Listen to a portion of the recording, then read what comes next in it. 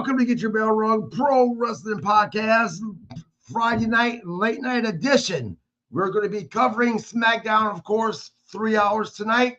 Before we go there, joining me as always, the co-host of Wrestling Memories. I'm talking about the Grizzled vet and our resident professional wrestling veteran, WCW star, Florida Championship Wrestling legend. I'm talking about Robbie Idol. Gentlemen, 3 hours tonight. Are we alive? Are we awake? We're awake. I don't know about the getting close to his bedtime, though, so, you know. Well, hey, well, you know what it is my wife gets up at 2:30 in the morning, has to be to work by 4. So guess who else is up at 2:30? Yeah, screw all that. Right. Let's jump into this show. This is going to surprise you guys, but I think this was one of the better SmackDowns that we've had in the past forever, to be honest with you. Grizzled, overall, without getting too much into it just yet, what do you think about the show? It was 3 hours. There were some decent matches. There were not decent matches. There were good promos. There were bad promos. Yeah, kind of the basic. You know, I'm not gonna shit on it, but you know, I don't think they need to be 3 hours. They could have done most of this in 2. You're not getting any argument from me whatsoever at all, Robbie. I agree with that. You could have done it in 2, and the other thing we had way too much of commercials. There's way too much. I guess I know they're paying the bills, but way too much. It just seemed like you get like 2 minutes into a match, and all of a sudden they were cut away for a commercial. Right. You know, plus minuses. Well, I guess as we get into it, we'll get to it. Right. Like you said, there was good, there was bad. Yeah, I mean, you know, when it comes to the commercials, and really, honestly, even the 3 hour part, I think people are too harsh on WWE because they don't control the commercials. And as well, I don't even think that they control the 3 hour thing because Triple H has specifically said he thinks 2 hours, maybe 2.5 hours is the perfect time. So, and Grizzled, as you said a while back when we first heard that this would be 3 hours, USA is going to get what the fuck they want. And I think this is a USA thing. Well, yeah, they're going to want another hour. And they're going to want to, you know, get their commercials in. And as soon as they have a new show to place and whatever, it'll cut it back to 2 hours. They basically have to fill that 9 to 10 spot. Right. Granny Hulkster. Granny, I was actually going to contact you this coming week to invite you to be on with us on Thursday night. Monday, I'll get a hold of you. I will get a hold of you. But she says, hello, everyone. Granny Hulkster is watching, waiting for the show to start. Here I live in Arkansas. Thank you for joining us. Yeah, she's up late tonight. Into it. The she's show up late tonight. the wants show. To see Robbie Idol. Yeah. I'll send her an autograph picture. Guys, the show opened up with Sami Zayn giving a promo. Talking Sami Zayn talk, and then he was interrupted by Trick Williams.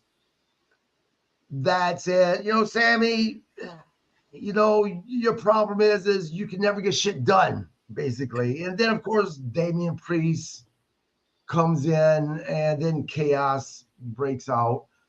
I hated the opening spot. I'm going to be honest with you, Robbie. I'm going to use one of your lines. I'm just not invested in Sami Zayn. I've never been invested in Sami Zayn. So when I saw him coming out, I'm like, dear God. I like Trick Williams. I wondered how he was going to do when he got brought up, and he seems to be doing his own, you know, holding his own up there. He's better on the mic down up here than he was on NXT. You know, it was okay. We're trying to build the hype up for tomorrow night, main event. Well, let's just be honest, at least in my opinion. I think the only reason why we're seeing Sami Zayn in this opening segment, because of course Right, Montreal. Here in Montreal, Sami Zayn country. Grizzled, is that the case or nah, man? You crazy? You know, Sami Zayn's the man. Well, like you said, home country, so obviously he's going to come out. I like Sami Zayn though, but I like Sami Zayn in the ring. His promos, I can deal without it. I could also just do without a promo to start the show, but WWE just doesn't seem to figure that one out. And then, Trick comes out and Damian comes out, and it's all because of the 4-way match tomorrow. Which, you know what? This is going to show you a sign of just how WWE is right now. I didn't even know until tonight that there was a Saturday night's main event tomorrow. I just found out not too long ago, actually. I didn't know. My son's like, oh, yeah, Dad. I'm like, where the fuck have I been? You know, and we'll get into that. To be honest with you, I think on Tuesday night when we were doing a Raw recap, I specifically said there was nothing about Saturday night's main event that I gave two shits about. Tonight, changed the mind a little bit, and we'll get into that. Now, something that I'm sorry I did. I prejudged and I rolled my eyes right away when I found out the main event tonight was Damian Priest against Trick Williams. I'm like, for fuck's sake, really? That's our main event? And that should not have been our main event. And I'll tell you why once we get there, actually. Particular match during the show. Next, we go to backstage promo. So we go directly from a 10-minute yabba dabba doo talk to backstage promo. Randy Orton was shown backstage speaking with Kathy Kelly, declaring that 2026 is the year of the Viper and promising to win the Fatal 4-Way and the WWE Championship. It was what it was. I mean, I don't hate seeing Sami Zayn. Randy Orton. But again, we went from talking to more talking. I'll be goddamn. We'll go to more talking before we get to the first match. We'll get there in a second. Grizzle, what you think about this promo, man? You just found out about Saturday night's main event being tomorrow night. Did this make you excited? Say, oh, this is something I need to see. Randy Orton, Fatal 4-Way for the number one contender. No, I wasn't interested in the Fatal 4-Way when they set it up last week. I thought the Fatal 4-Way was supposed to happen tonight. That just tells you, man.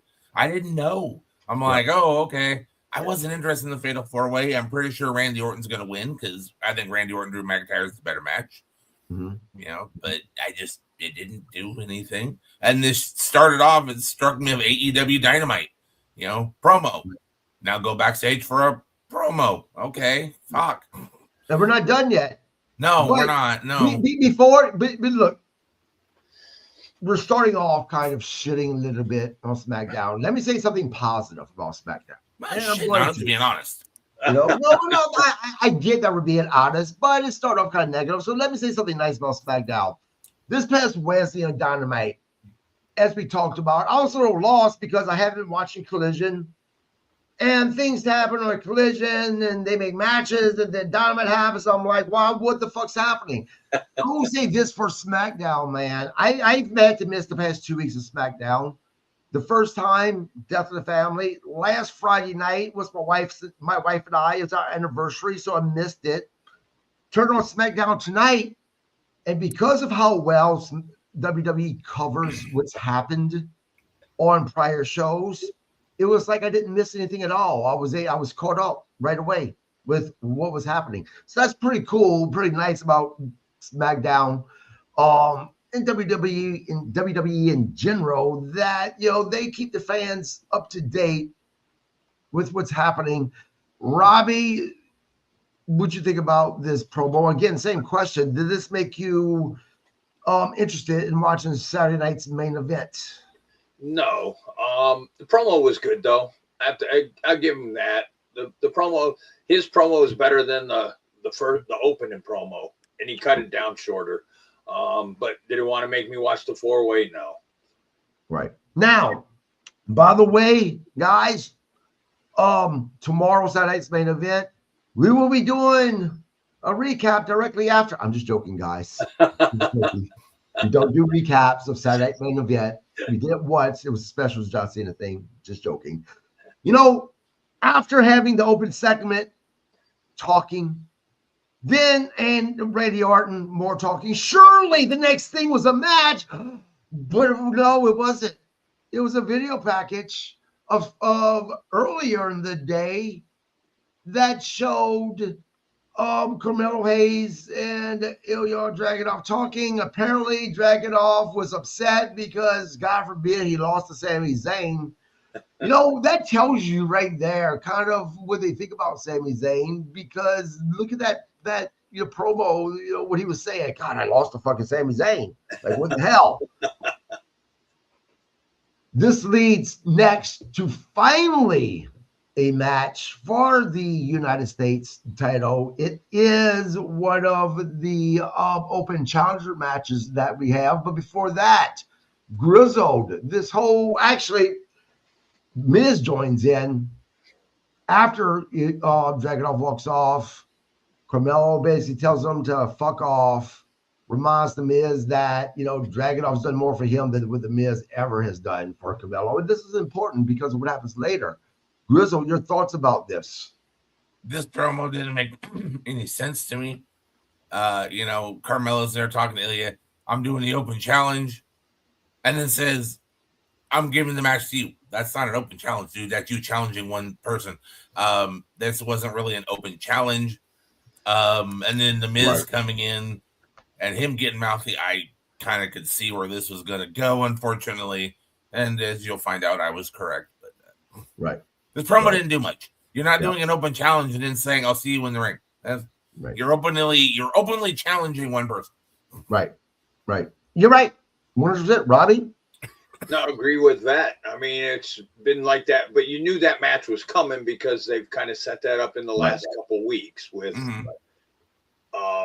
Hayes and Dragunov. So, he's kept challenging him and to give him another shot. You knew it was coming, so they did it tonight. This should have been the last match. This should have been the main event. Thank you. But you're jumping the fucking horse, man. Who's piking? I'm joking. No, you're right. You're right. We're going to get to this match. But, what Miz said, they gave away this match, in my opinion, with having Miz confront Carmelo as well. You had to have known at some point the Miz was going to get involved in this match, and he did. But let's talk about the match for a second. This was the match of the night, in my opinion. There was another match. It could have been the match of the night, but because of the way it ended, and we'll get to that,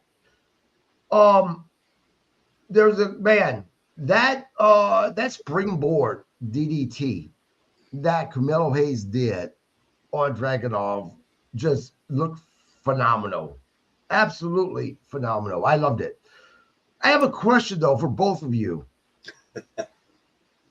Does having the open challenge match or having the United States title defended every single week on television, does it make it less special? Because, again, it's every single week you're seeing this. You're seeing the match. So does it make it less special? Or is it no, absolutely not, because this is the working man's title. You should be seeing this, of all the belts. This should be on the line on every episode.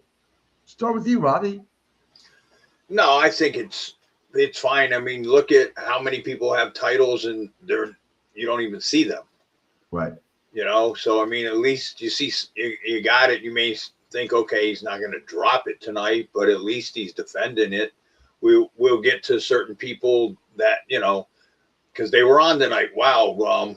But they, I mean, at least he's defending it. So at least you're getting a match, and most of the time they're pretty good matches with, whoever's got the belt. So, right. Yeah. Right. Now, your thoughts on the match. By the way, Carmelo Hayes did win, but he won because of, well, I'm not going to say he won because of the Miz, but the Miz definitely helped him winning. But Carmelo Hayes, though, he didn't know about it until after the fact. Right. This match, though, this was stiff. This was stiff on both parts. I guess that's how they want it to work. That's fine. I mean, if it wasn't stiff and they, but it definitely looked stiff. Yeah, but it was a great match. Oh though. yeah, definitely. Not to take anything away from it, Right. it was stiff though. Like your punches and stuff like that. They were, slaps in the face and stuff. I mean, granted, you're a pro wrestler and you're supposed to take it, but the idea is to make it look real without it being real. But I guess if you both agree upon it and say, okay, this is how we're going to go, then game on. Right. Grizzle. It was a good match. I agree that it should have been the main event of the show. Got cheapened a little bit when the Miz interfered, but like I said, we knew that was going to happen from the promo. Right. And as far as defending it every week, I don't have a problem with it because it's the U.S. title. Right. If it was Drew McIntyre coming out every weekend defending the world, then no. Right. Because then you're just giving everybody and their grandma a shot at that. It's the U.S. title. I don't have an issue with it. Same thing if they did the Intercontinental title, or the ladies did their singles titles. I would have no issue with that. I don't want to see the world. I don't want to see the heavyweight champion every week. I don't want to see the tag team titles defended every week. It just, those belts need to be a little bit in a higher regard. I have no issue with the U.S. title on a weekly. Right. At least it gives you a title match, and they're good matches. Yeah, absolutely. Next, of course, because of WWE, we go to more action, but we don't. Next, we go to a pre-taped interview with Michael Cole and Cody Rhodes. Then Jacob Fatu interrupts, and they go back and forth. Cody Rhodes tells Fatu, you know what? Your problem is you don't think. This is why you've been locked down and locked up. What I found funny about that is that's not the thing that really pissed Fatu off. Fatu got pissed off, and Cody Rhodes said that you should be fighting for the title with Saturday Night Main Event. That's what pissed him off. Not the insult, not talking down to him about being locked up. You know what? I feel like this was the promo that should have gotten me excited to watch Saturday Night's Main Event tomorrow night. And it just didn't. It didn't. Grizzle? Well, see, now that I found out about Saturday Night's Main Event, and then my son informed me that Jacob Fatu was wrestling Cody Rhodes, that's all I had to hear to get me interested in that match. Because I want to see Jacob Fatu and Cody Rhodes wrestle. I don't need a promo to get my interest in that match. As far as the promo goes, though, I had no issue with it. I thought it was good. And I love the fact that Jacob's willing to do the, right. I was locked up. I did this. I have 7 kids. I do that. It's all true. And he's got no problem using that. So, and I think as far as promos go, Jacob Fatu is really good when, they let him go for a minute. So I didn't need the promo, but I didn't need the promo to get excited for the match because I want to see this match. Yeah. I think I'm over Cody Rhodes right now. Just being honest with you, I am. I'm over a babyface Cody Rhodes. I'm hoping that this is leading him into turning heel because, Jacob Fatu specifically said, look, Cody, I was there for Drew McIntyre, but oh no, you had to be Mr. Hero. And and he brought up an interesting point that I didn't cost you that title, dude. Drew McIntyre was about to walk out the damn freaking the cage to begin with. You were going to lose. Robbie, your thoughts on all this? I like the promo. I mean, I would this was probably the promo that promo did say, okay, if nothing else, this would be the match to see. So it did kind of, because it was kind of a shoot promo. Right. So, it made it worth it to go that way. I give Fatu all the credit that, they're bringing stuff out and he's going with it, and like saying, no, don't go there or whatever. He's just going with it. But yeah, I mean, this kind of made my interest a little bit more. Just, like this, tomorrow night's main event, there's probably only like 2 matches I really want to see. Right. Next, we go to Chelsea Green running into Jordan Gracie, asking her to join my team, have my back for the next match against Jay Cargill. Now, what I find funny is that guys answer me this. Last week, was there a setup for Chelsea versus Jay this week? No. What I find, the reason why I'm asking, what I find interesting about that was going to WWE Unreal on Netflix. Fans were in an uproar because of Michael Hayes' comment that, you won't see a Chelsea and basically going against a Jade. She's not to that level, right? She's good at making people better. And then boom, all of a sudden we see Chelsea Green versus Jade Cargill. Of course, it wasn't for the title. Jade did win via pinfall, but ultimately what we got was a setup, starting with the Jordynne Grace and Jade Cargill's feud that I'm sure that we're going to be seeing pretty quick. She declared herself she declared that she was entering into the Women's Royal Rumble, talking about Jordynne Grace, not Jade, Jordynne Grace, of course. I don't know. This did nothing for me. I'm not a fan of Jade, and I am not right now. I'm not a huge fan of Jordynne Grace. Now that she's on the main roster, I might become a bigger fan of hers as I get more exposure to her. We'll see. Robbie? I like Jordynne Grace, so hopefully they'll take this belt off of Jade Cargill. Here there was one of the belts that you haven't seen Jade wrestle in how long? Right. At least a couple months. Hopefully if she hasn't been wrestling, they're sticking her ass down at NXT to get her to work, because she still looks a little rough in the ring. But I do like Jordynne Grace. I'm hoping that when they do the feud, she takes it off of Jade, and then just take Jade off of TV for a little bit, make her just, see if obviously if she, you put her somewhere and just work her out and stuff, and she, comes back and still rough, she just don't have it. Definitely we know she don't have it on the promo. So, I mean, it sounds like the fans want to see it, because part of that promo, she was like, or we could fight now. We got a pretty decent pop. Grizzled? I'm with Robbie. I like Jordynne Grace.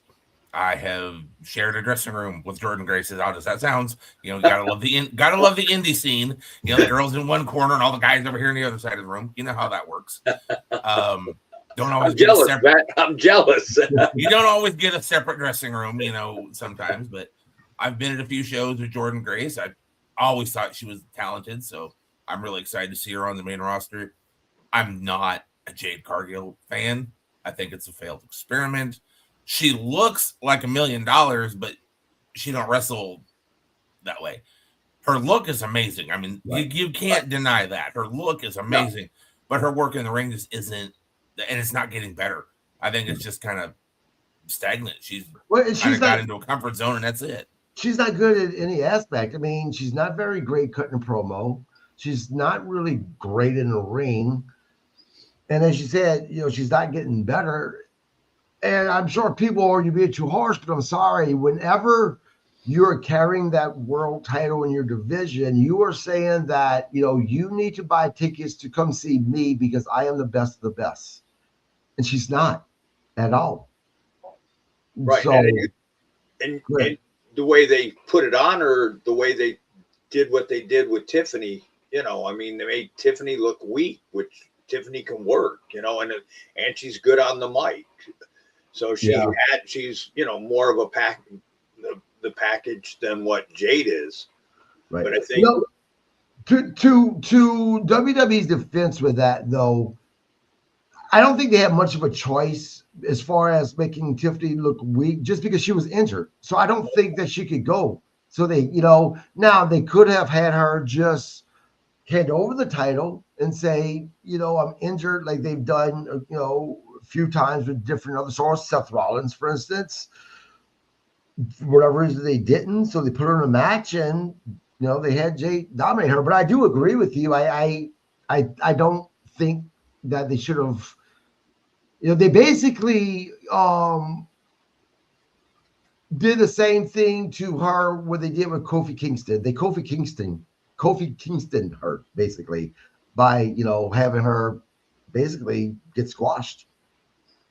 So next we find out that Roman Reigns has declared himself for the Royal Rumble. Guys, do you think that this guy, he's going to actually win it? I just don't. Grizzle? I don't think so. I've made my prediction. I think the Rumble is going to be clearly a Braun Breaker victory. He's coming back. And to be honest with you, let Braun be the one that takes Roman out. Yeah. That would cement him, and then he goes to Mania. He's going to face Punk again. He's going to get that Mania moment. There's your champ. Yeah, I think actually, I think there's two people that he definitely should take out: Cody Rhodes and Roman Reigns. Be the final three. He takes them out. Yeah, Robbie. Yeah, that'd be cool. Because if Cody goes over, we're going to see Cody and Drew again. Yeah. Don't give me any ideas. They might be watching. Scrap that idea, Triple H. Yeah. Next, we go backstage to Alexa Bliss with Charlotte Flair. They just banter, and then they talk about their singles career, and Alexa Bliss wanted to go after her singles title, but then they agree that they need to worry about the Royal Rumble as well as worry about tonight. Yeah. Considering that they're going to be in the number one contendership for the women's tag team titles. This is something that, I didn't mind that they did it, but I would have been heartbroken if they didn't. Grizzled. This is one of the reasons why the show didn't need to be 3 hours. They could have just cut this promo. It didn't make right. They talked about the Rumble, and then oh, that's right, your return. Okay, but I won the Rumble. It's like, okay, let's get it over with. Split them up. They're not going to be best friends forever. We know this. Right. They're probably going to have Alexa versus Charlotte at like WrestleMania or something, is my guess. You see it coming. Charlotte's becoming kind of the catty little whatever. But this promo didn't work for me. I didn't care. Honestly, I was playing video games at the time I was watching this show too. So I ain't gonna lie. Robbie? Yeah, I mean, we could have done without it, but you can kind of see, they're I agree with the vet, they're kind of going where we're gonna, they're coming, this tag team part's coming to an end, because like the caddy part at the end where Charlotte, but I won, Right. So yeah, I think that we're going to probably, I predict that either Alexa Bliss is going to eliminate Charlotte, or Charlotte's going to eliminate Alexa Bliss in the Royal Rumble, and that's how they're going to build their storyline against those two and break them up. Next, we stay backstage with Solo with his family tree mocking the Wyatt Six. He has the light, or whatever the fuck you want to call it. It's a lantern. What I like about it is when he kind of looked up, towards the air and mentioned Bray Wyatt. That was kind of cool. Was what it was. It's setting it up for the next match, actually, Robbie. Yeah, I mean, I like Solo. So, I mean, in the way he's kind of mocked him, used this stuff against him and what he did. So I like Solo. It was fine. I mean, it was better than the Alexa and Charlotte, promo. So, hey, right. I was at least entertained. Yeah. Grizzle? Anytime they put Solo on a mic, I'm good. I love listening to the guy. I mean, his promos are good. The way he carries himself, the whole thing with the lantern and him and looking up, like Robbie said, if Solo's on the mic, I'll listen, even if it's only like a minute. Right. Next is the tag team match. The Wyatt Six against MFT. We had Loomis and Gracie, and then we had Solo and Tonga. Solo did tell Tonga to go to the back with the lantern. That right there told me that he was going to be out later. I'll be honest with you, seeing Solo being the guy in the match, with Tama, I kind of figured that they was going to win the tag team belts, which they did. We had an outside brawl with a couple of the other guys, with Tola coming and hitting Wyatt, not Wyatt, Uncle Howdy in the head with the lantern.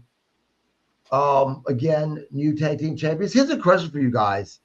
Since, and maybe my memory is just not on point, but since the Wyatt Six have won those belts, they really haven't been in a really big feud. Yeah, I know that there's this whole thing with the whole tag team division not wanting the Wyatt Six to win it.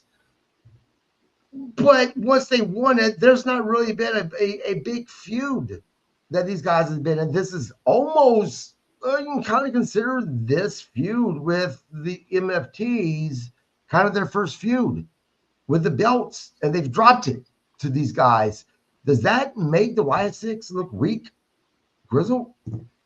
I don't think so. They had the thing, like I said, everybody was after them. They had the 4-way match. Yes, this is their first major feud. It's not over yet. Obviously the cap of this is going to be Solo versus Uncle Howdy to get that lantern back. No, I mean, yeah, it is kind of their first feud, but I don't think it, because they were defending the belts. As long as they're defending them, I'm good. You don't have to have like a major feud if you have the belts, because you have a reason to be in a match with somebody because they want a shot at the titles. They don't need a feud to do it. As far as this match goes, though, I love Solo. I don't want Solo with a tag belt, though. It should have been either like Tama and Tongaloa or JC or something like that. Solo should not have a tag belt. I agree. I needs to be the leader.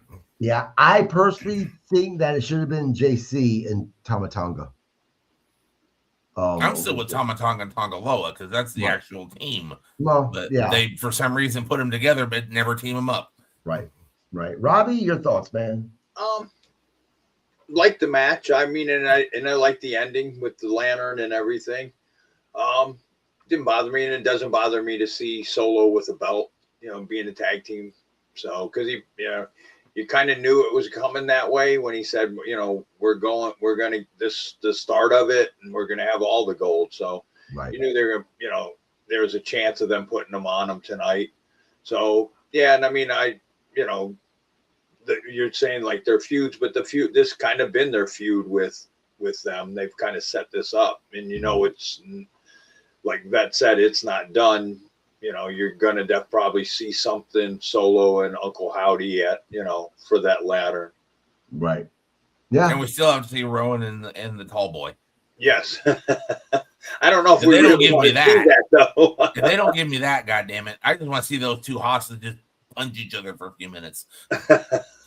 I don't know if we really want to see that, Vet. I do. I'll admit it. I'm not a tall Tonga guy. I just kind of want to see Eric Rowan just smack him around a little bit. He's the least intimidating giant I've ever seen. Yep. Next, we go once again backstage. Nick Aldis on the phone with whoever. Truth walks in and says, "You know what? I want to hand you my balls for the Royal Rumble. I'm going to leave my balls in safe hands." AJ Styles comes in to talk with Aldis. Basically, what this breaks down to is Nakamura walking in. We're going to see Saturday main event. AJ Styles versus Nakamura. This is one of his big feuds within WWE. He said a few of them. Going to be honest, guys, there's nothing against Nakamura, but if they wanted to have AJ Styles face someone from a feud of his, there's other people I could have thought of that would have been better than Nakamura.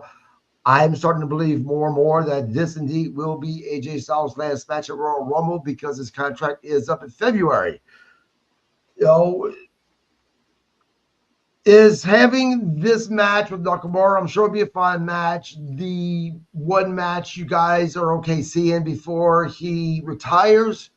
Or are you guys like me that, but there's been better feuds, better opponents that we would have liked him in? Grizzled. This is the thing that got me interested in watching Saturday Night's main event other than Cody and Jacob. I want to see AJ and Nakamura. because when those two are in the ring, they put on a great match. I want to see a great match. That's what we're going to see. I think Nakamura's fine. He explained it. You need to warm up, something to work with. So here's a chance for AJ to kind of do what he can do to get ready for Gunther next week. So they set it up perfect. I have no issue with this match. I have no issue with Shinsuke being the opponent. Now, was it me or did Shinsuke's English sound a little bit better than it ever has before? A little bit. Robbie, go ahead, man. He's been hooked on phonics. I think it was you, because I still think he sounded horrible. So, but that was just me. So, I agree with you, KG. They could have probably put him with somebody else. Oh, the hell with both of you. Hey, what can I say? It's wrestling, right? Then Cody showed up for the smoochy smooch, blah blah blah. You guys talk about it if you want to. I don't give a rat's ass. No. I don't. I said, I was playing video games. I think I might have skipped that part. Next, we get Fraxium, Nathan Frazier, alongside his partner Chad Gable as Axiom. Did you guys catch when you didn't catch when the color commentary? What's his name? Not Barrett. Kobe. Yeah, Barrett. He said, "Oh, Axiom, that's really Chad Gable." Did you miss that? Oh, it was funny. I must have missed it. Oh, that was funny. That actually made me laugh when he said that. But it was a singles match. It was Nathan Frazier against Gargano with Candice LeRae. I was watching this match and I'm like, wow. My opinion, I'm like, this could either become the match of the night or at least tied for match of the night. But then the ending happened and I'm like, what the fuck? That was just dumb. So Axiom puts the mask backwards on Candice LeRae's face. And apparently Candice LeRae is so stupid that she can't figure out how to just pull off a mask. And then on top of it, she has such a goddamn deadly slap that she accidentally slaps Gargano. And that costs him the match. They fucked up that entire match, which was a really good match, on 30 seconds of stupidity, in my opinion. Robbie? Yeah, I agree. Because the match was really good up, till that point. I mean, it was kind of a funny ending in a way, and then they fought over the mask and they thought they had the mask and then she gets the mask back. And that's something else. Like, they literally made Candice LeRae looked like a dumbass at first. And then they turned around and made Axiom look like the biggest fucking moron. Oh, goddamn, man. I was ready to just turn it off at that point. Go ahead, Robbie. So, no, I mean, like you said, though, it did, in a way it was kind of humorous, I thought. But, yeah, not a way to end that kind of match, because they actually did have a real good match. It was one of the better matches of the night. No, I enjoyed it. Grizzled Vet? I agree. It was a great match. I was really into it. I like Nathan Frazier.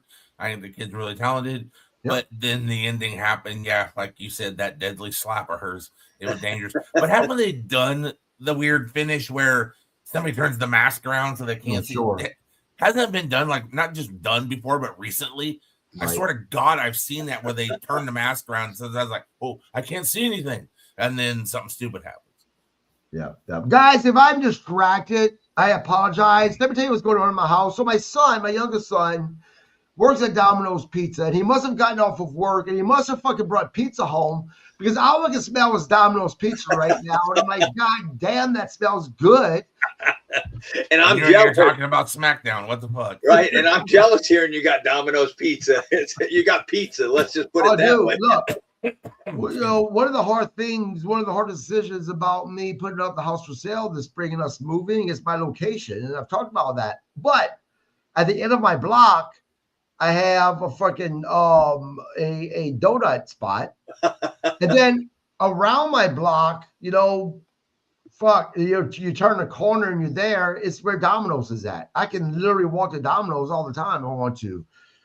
It's a hard decision because of my location. The cold though, negative 26 is what it feels like. It's fuck that. Okay. Anyway, let me beat that for you.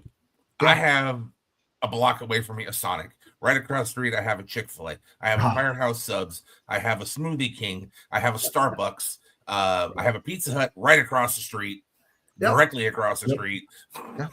Yeah, I'm right there with it's you, a man. wonder I'm not on my 600-pound life right now. Yeah, dude, look, I am right with you because I live in the little town I live in, but it's considered downtown I live in, and like you, I just named a couple. I have a Herbers and Gerberts, which is a great sandwich spot right across the street from Domino's. I have a Subway. I have a Mexican restaurant. I have multiple other restaurants. I mean, I'm like you. The fact I've been able to walk and lose weight when I'm surrounded by all these temptations has been, Tell me about it. Oh, and I forgot. I have a barbecue restaurant right around the corner, which we had for dinner tonight. So, Yeah, I love barbecue, man. Now, you mentioned Chick-fil-A. Sorry, Chick-fil-A is just garbage, in my opinion. I hate Chick-fil-A. Their chicken is so goddamn dried up. And, I disagree. I love Chick-fil-A. Now, I like Chick-fil-A's fries and I like their shakes, but other than that, not a big fan. Next, real hungry now. Now, I tell you, the reason why I decided to bring this up was because I wanted to talk about something that was more interesting than what we're about to talk about, which was Kathy Kelly's interview with Nia Jackson, Lash Legend. Once again, playing video games, saw those two on the screen, didn't listen to shit. Robbie, man, I know how much. Robbie, I know how much Lash Legend just does it for you, man. Right, Lance. You mean Lance? You mean Lance, Lash, whatever he calls her. Lance. Dude, I won't go there. But Lance, again, who told them these outfits look good? The more, and the two snaps up there, the more they remind me of the Waymans from Living Color. I think I like Guys on Film better. Right? I think the Waymans look better than they do. But he ain't lying. They are rough. Nia and Lance are rough looking. Grizzled. I told you, man. I was playing the video game. I heard. I looked up, going, okay. Oh, okay. Tag match coming up. All right, whatever. Yeah. And sadly, I was playing WWE. Figure that shit out. And next we go to Drew McIntyre. He delivered an in-ring promo taunting his potential challenges ahead of the upcoming Fatal 4-Way match. He actually got booed once he started speaking, but he got a decent pop when he originally got there. And let me back up because something happened that made me laugh too that I really enjoyed. Going back to Cody Rhodes with AJ Styles, they showed Cody Rhodes going into his bus, and he stopped and looked. And in the window of his bus was Drew McIntyre's picture autographed. I thought that was great. I really do. But then the thought went through my head was, fuck, that means that they're not done with these two. Guys, how important was this Drew McIntyre promo tonight? Being that he is the new champion, being that tomorrow night is the 4-way Fatal 4 for the number 1 contendership to decide who's going to face that Royal Rumble. Grizzle, start with you. Let him do the promo on Saturday night's main event. We didn't need another promo. Fair enough.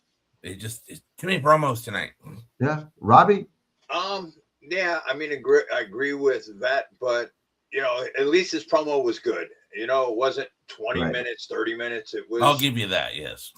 And his promo was good. So, because when he was coming out there, I was thinking, oh shit, here we go. And I'm figuring, he's going to drag it out and it's going to get boring. But it was good and he didn't drag it out. So it wasn't bad. Now, the next match is the match for myself that I care the least about. And I'm talking about the women's tag team number one contender triple threat match: Charlotte Flair, Alexa Bliss, Nia Jax, and Lash Legend versus Julia and Kiana James. The one thing I will say is I was thrilled about the outcome of this match. I was so happy that it was Kiana James and Julia, because at least it's going to be something fresh, a fresh tag team going after the titles instead of the same Nia Jax, Lash Legend, or Charlotte Flair and Alexa Bliss. So I love the outcome of the match. I was glad that it was Julia, Kiana James. We've seen Kiana James more in that role here lately for a while now, actually. I think maybe I could cut one or two matches the past, 6 months or so, to see her back in the ring, to see them tag teaming. I really like this. Robbie?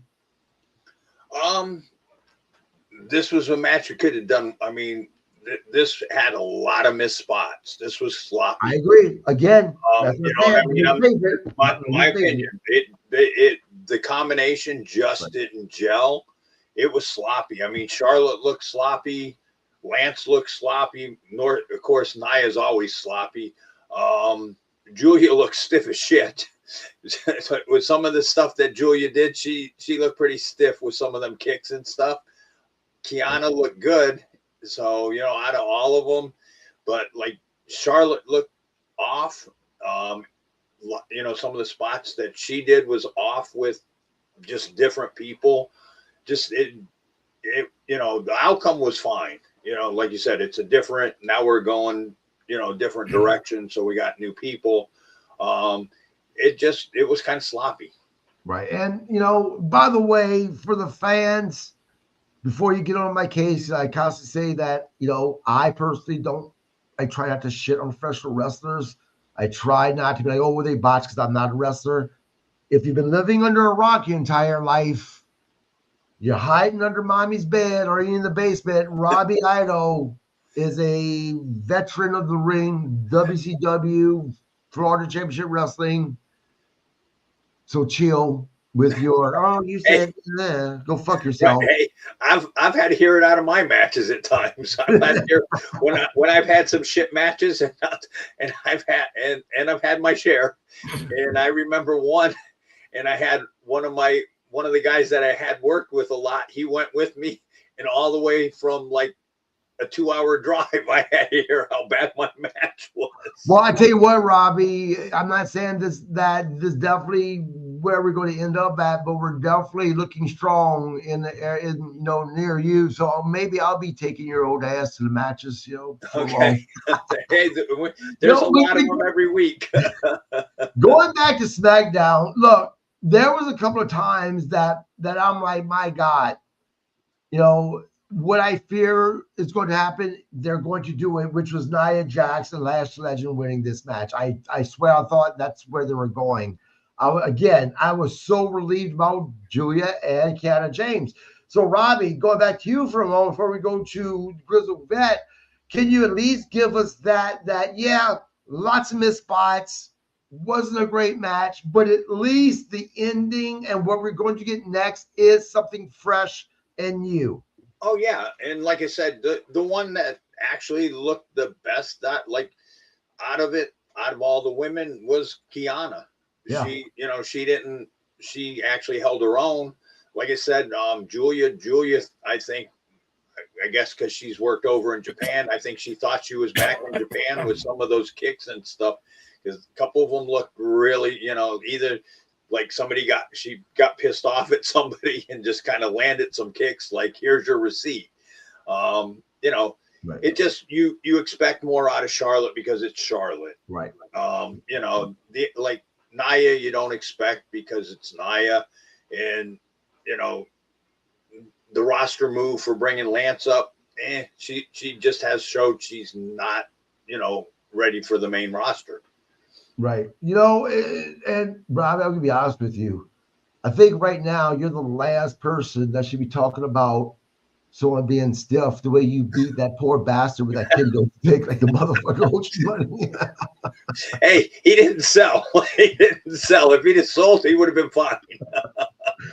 Grizzle, man, your thoughts on all of this? First off, man, you took my joke. I was gonna say that Julia was throwing some stiff hits, like Robbie, getting. I know. I saw the look on his face when I said Julia was getting the stiff kicks. I was like, oh, I got a joke here. But yeah, no. I agree with Robbie. It was, match was all right. A lot of missed spots though, but at least the team that won didn't have them.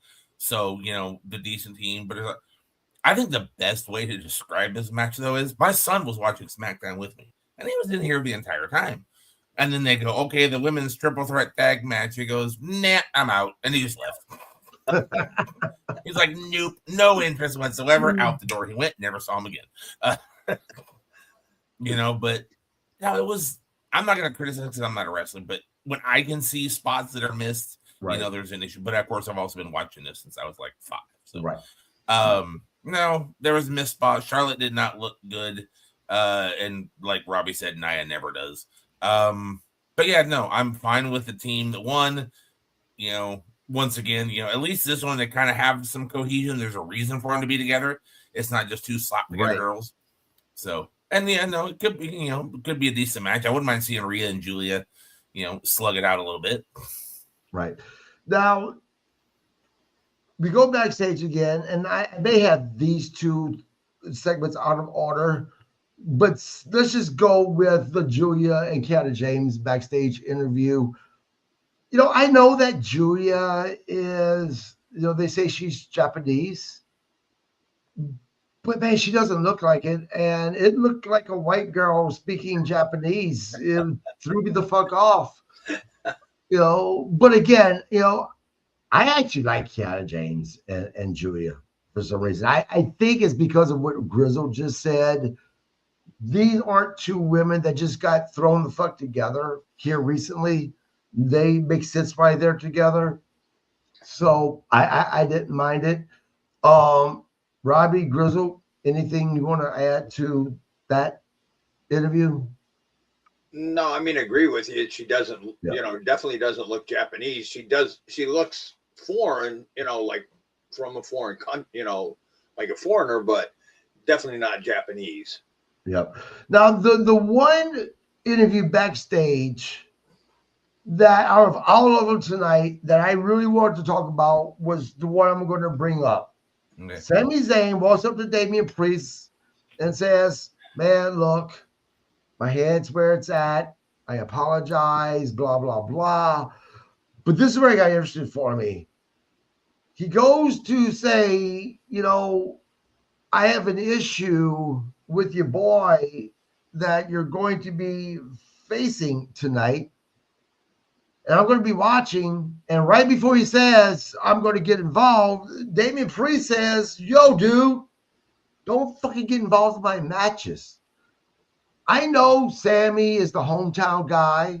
He's a hometown hero.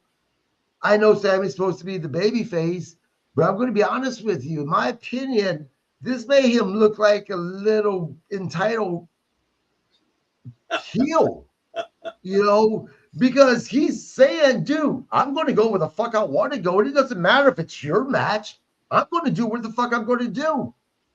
This is very heelish to me. Grizzle, your thoughts on that? It's kind of Sammy saying, I'm going to get involved in this and do that. I had to look something up, though, in regards to that earlier promo, because I knew there's something about Julia, but I couldn't remember what it was. She was born in London. She was raised in Japan. She's Japanese Italian. Her father is Japanese, and her mother's Japanese. Her father's Italian. Got it. So that right there, kind of, and obviously, she might have a little bit more command of an English language because, right. So there's the thing on that. I knew there was something to mix. She's not, right. But no, as far as the Sami Zayn goes, no, he stuck it in. But the slap he gave Drew, I love that. Yeah. That'll take the taste out of your mouth. Right. Robbie, are you with me, man? Did this segment make Drew look like an entitled little heel bitch? You mean Sammy? I think it's Sammy. Yeah, Yeah. Sammy. Yes. Yeah. Because again, like I said, I'm not invested in Sammy. I've just never have been a Sami Zayn fan from day one. Not even Ring of Honor? I never saw him in Ring of Honor. You ever see El Generico? Huh? You ever see a guy named El Generico? That's when I liked him, is when he was El Generico. And maybe I did and just don't remember. Yeah, look him up in Ring of Honor. Look up El Generico. He will actually make you laugh. Okay. He was great back then. He really was. He got WWE-ized. I like to say that. Look, and I want to see if you guys agree with this, and I'd be willing to bet that the Grizzled won't agree with this. If we would have been in any other place besides Montreal, Sami Zayn would have gotten booed tonight. 100% would have gotten booed. I agree. I agree to an extent because there are other spots where Sammy's popular, and that's because of his Ring of Honor time. So when he goes to their old stomping grounds, fans like him a little bit more. Yep. So I agree with you. I'm not saying he would have gotten booed out of the building by any means, but he would have gotten a lot of boos tonight. Well, yeah, I'll agree with you on that one. Yeah. Still there. Next, guys, we go to the main event. Yay! Damian Priest versus Trick Williams. I didn't care. I like Trick Williams, but a match between these two guys, just to me, they were having this match just for the sake of, well, these two guys are in a fatal 4-way tomorrow night, Saturday night main event. So let's throw a taste of what possibly is going to happen tomorrow night. I think that maybe this should have been the opening match, to be honest with you, because it wasn't terrible by any means, right? And you need a good, strong opening match. I think this would have been a good opening match. And I think the opening match tonight, which was the United States match, the title match, that should have been the main event. But I don't think this was main event caliber, to be honest with you. And then, of course, what happens? You're entitled little crybaby of a bitch, Sami Zayn, because that's what he looked like tonight. He really did. He showed up. And then there was fuckery everywhere. Double disqualification. I figured that was going to happen because they wanted to protect both Priest and Trick Williams. And lo and behold, Randy Orton shows up and he gives the RKO to Trick Williams and to Sami Zayn. And one thing I know for sure, guys, with this fatal 4-way tomorrow, because of Wrestling Rule 101, maybe Sami Zayn will win it. Might be Trick Williams, and it might be Damian Priest. But it definitely will not be Randy Orton because he was the last man standing tonight in your go-home show for Saturday night's main event. And I was upset about that because I don't want Sami Zayn to win. I think Trick Williams hasn't been there long enough to win it. And for the love of God, I don't want Damian Priest to win it because Damian Priest bores the shit out of me these days. I wanted to be Randy Orton. But I have a feeling, guys, it's going to be Sami Zayn that's going to win tomorrow night. Excuse me. Robbie, address everything I just said, including the match. Well, the match was okay. I agree with you. It should have been the opener, and you could have had Randy, RKO him right in there. Same thing. They just didn't gel, Priest and Trick, because you could see some missed spots in this one too. Trick's been doing good up there. He's good on the mic and everything. Like I said, he's gotten better he seems better on the mic up here than he was on NXT, and he was good on the mic down in NXT. Right. Some of his punches, again, the open hand shit, hey, if you tag the guy, you just know you're getting a receipt, you know? So I hate open hand punches, but like I said, there was some spots that were off. You know, a few of them that were in there definitely it wasn't the main event material. And you knew as soon as Sammy came out, you knew that, okay, we're going to get a DQ to protect Damian and Trick. I mean, you just get too predictable at times, you know. Right. Unfortunately, it was okay, but it would have been better opener than the main event. I mean, you know, when it comes to Trick Williams, let me explain when I say that I'm just not invested in him. It's not because he's done anything wrong or because I think he's bad. I don't watch NXT on a regular basis, so I've not had time yet to get invested into him, right? I may become a big fan of his.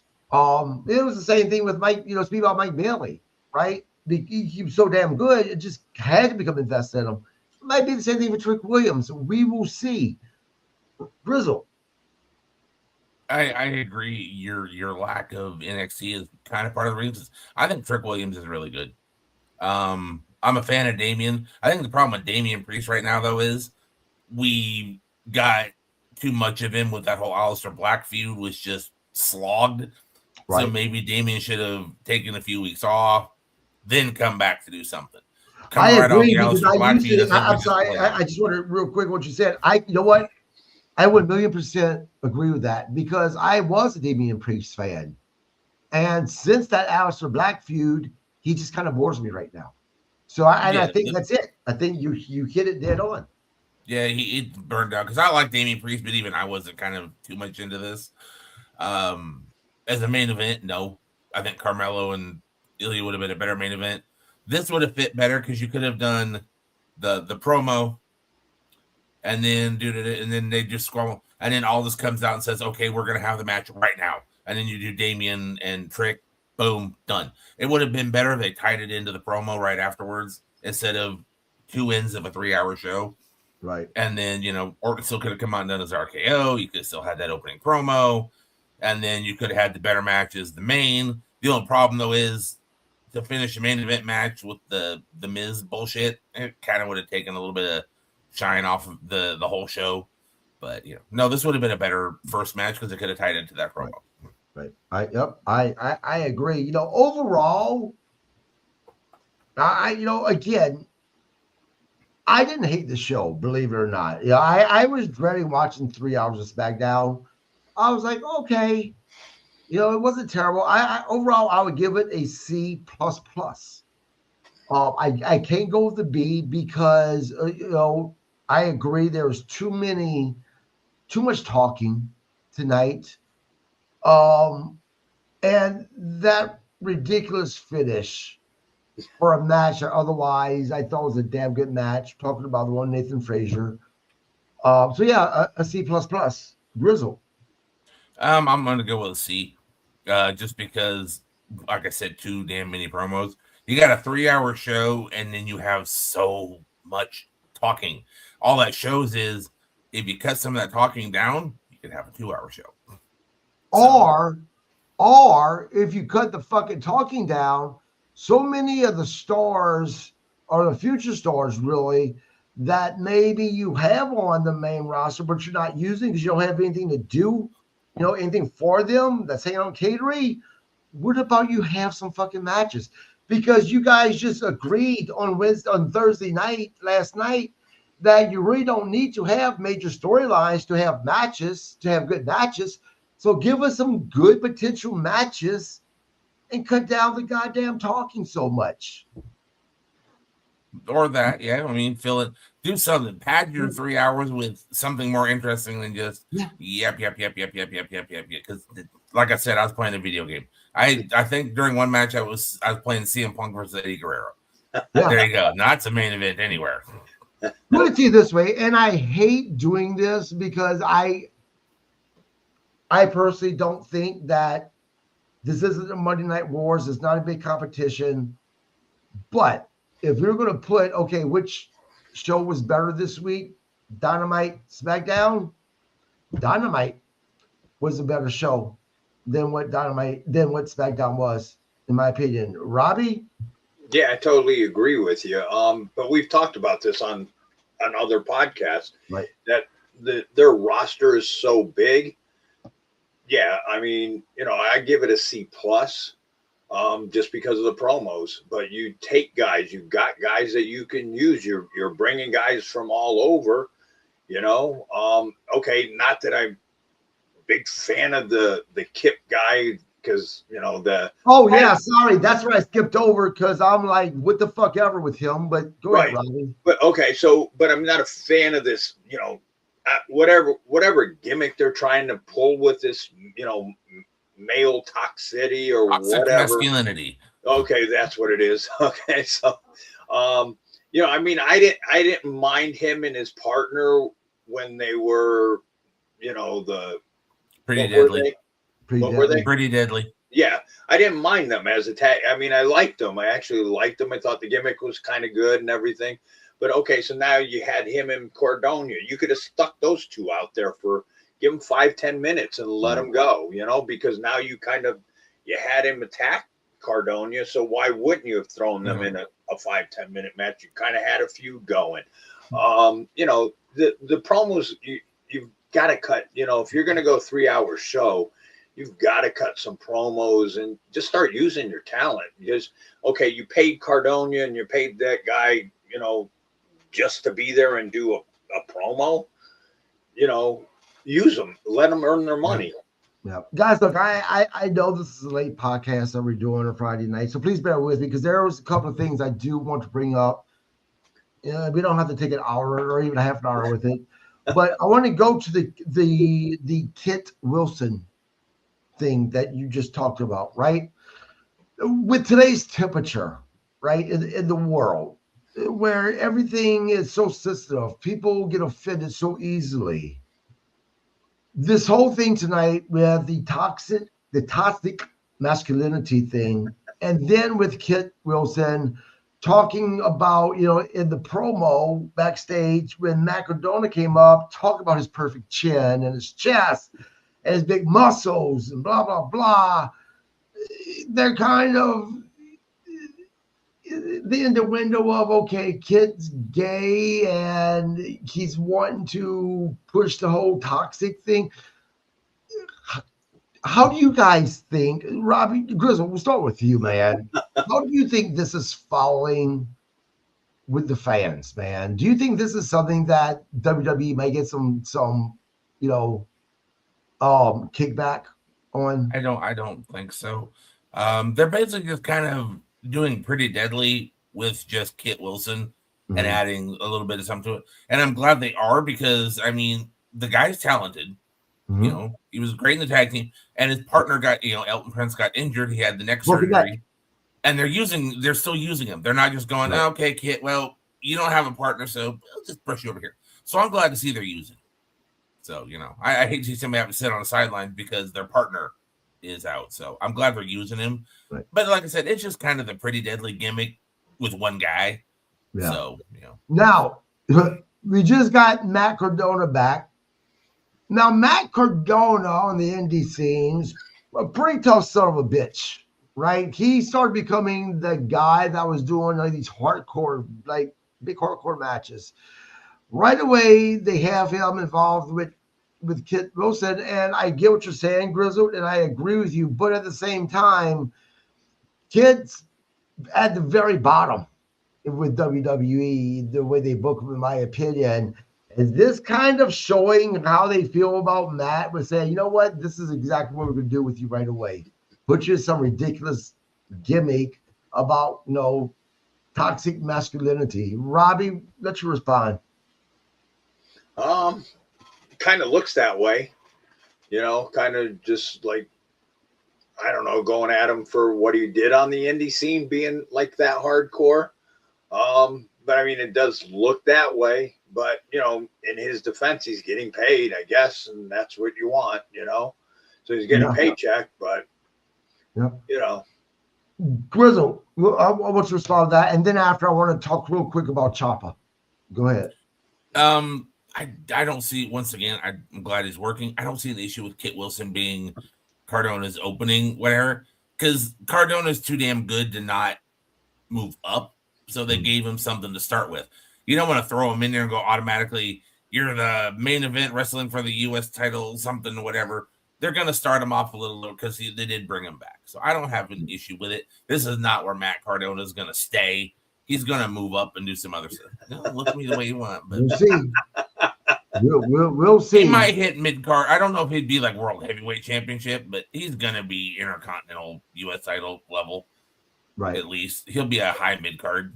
Yeah. So next I want to talk about Ciampa. So Ciampa actually went public and said that he's, pretty much, done. I don't know if it's officially done or not, but he's leaving. WWE is, he's leaving. He went and trademarked for names Psycho Killer and Psycho King. But here's my question, because as of yet, I've not heard the real reasons why he's making a departure from WWE. I think although I hated the tag team name DIY, I liked him and Gargano as a tag team. I liked them both as singles. I love Gargano as a single competitor. Have you guys, Grizzled, have you heard anything more of what's happening with this? I have not heard anything. The most I've heard is he kind of wants to, because he's getting at the end of his career, and he kind of wants to end it on how he wants to do it. So, which is like, getting to go do more, kind of travel around, do the indie dates, things like that, and end it the way he wants to. He doesn't want to do a W, but I don't know if that's the official reason. So this was a Ciampa decision then. This wasn't a WWE saying. No, they didn't release. They're not releasing him. He chose to leave. That part I do know. Okay. He's the one who made the decision to leave. Robbie, do you foresee him showing up on an AEW or even a TNA? Maybe TNA. I don't know about AEW. I don't, hard to say though. Maybe he will, because there's a lot of people that he's worked with that are on, AEW. So there's somebody that could put a word in for him or whatever, and maybe bring him in. So you see him on AEW because you said TNA.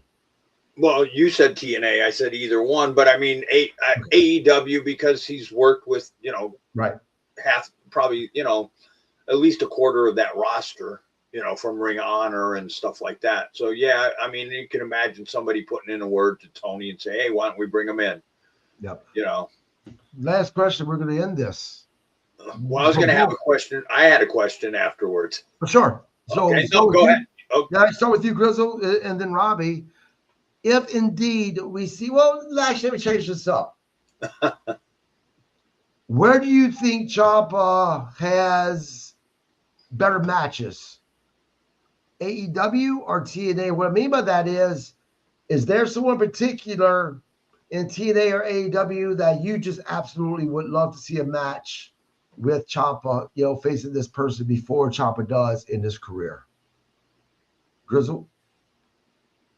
I wouldn't mind seeing like Ciampa and Pac, or Ciampa and like maybe a Brody King or something like that. Just have some fun.